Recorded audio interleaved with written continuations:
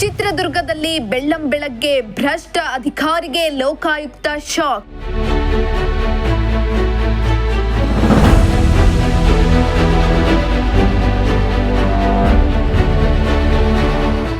ಏಕಕಾಲಕ್ಕೆ 3 ಕಡೆ ದಾಳಿ ನಡೆಸಿದ ಲೋಕಾಯುಕ್ತ ಅಧಿಕಾರಿಗಳು.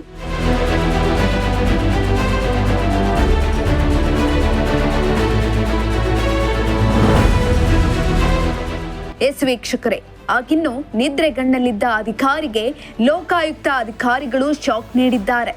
ಭ್ರಷ್ಟಾಚಾರದ ಆರೋಪ ಕೇಳಿಬಂದ ಹಿನ್ನೆಲೆ ಲೋಕಾಯುಕ್ತ ಅಧಿಕಾರಿಗಳು ಚಿತ್ರದುರ್ಗದಲ್ಲಿ ಅಧಿಕಾರಿಯ ಮನೆ ಮೇಲೆ ದಾಳಿ ನಡೆಸಿ ಅಧಿಕಾರಿಗೆ ಶಾಕ್ ನೀಡಿದ್ದಾರೆ. ಚಿತ್ರದುರ್ಗದ ಹೊಳಲ್ಕೆರೆ ಕೃಷಿ ಇಲಾಖೆಯ ಎಡಿ ಚಂದ್ರಕುಮಾರ್ ಮನೆ ಮೇಲೆ ಲೋಕಾಯುಕ್ತ ಅಧಿಕಾರಿಗಳು ಏಕಾಏಕಿ ದಾಳಿ ನಡೆಸಿದ್ದಾರೆ. ದಾಳಿ ವೇಳೆ ಏಕಕಾಲಕ್ಕೆ ಚಂದ್ರಕುಮಾರ್ಗೆ ಸಂಬಂಧಪಟ್ಟ 3 ಕಡೆಗಳಲ್ಲಿ ದಾಳಿಯನ್ನ ಮಾಡಲಾಗಿದೆ. ಚಿತ್ರದುರ್ಗ ನಗರದ ಮನೆ, ಹೊಳಲ್ಕೆರೆಯ ಕಚೇರಿ ಹಾಗೂ ಟಿ ನೂಲೆನೂರು ಗ್ರಾಮದ ತೋಟದ ಮನೆ ಮೇಲೆ ದಾಳಿಯನ್ನ ನಡೆಸಿದ್ದಾರೆ.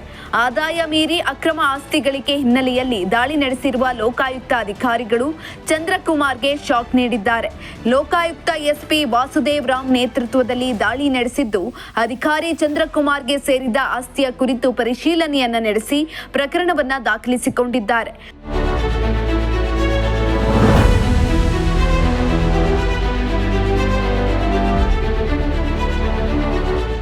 ವೆಂಕಟಾಚಲಪತಿ, ಪ್ರಜಾಶಕ್ತಿ ಟಿವಿ, ಚಿತ್ರದುರ್ಗ.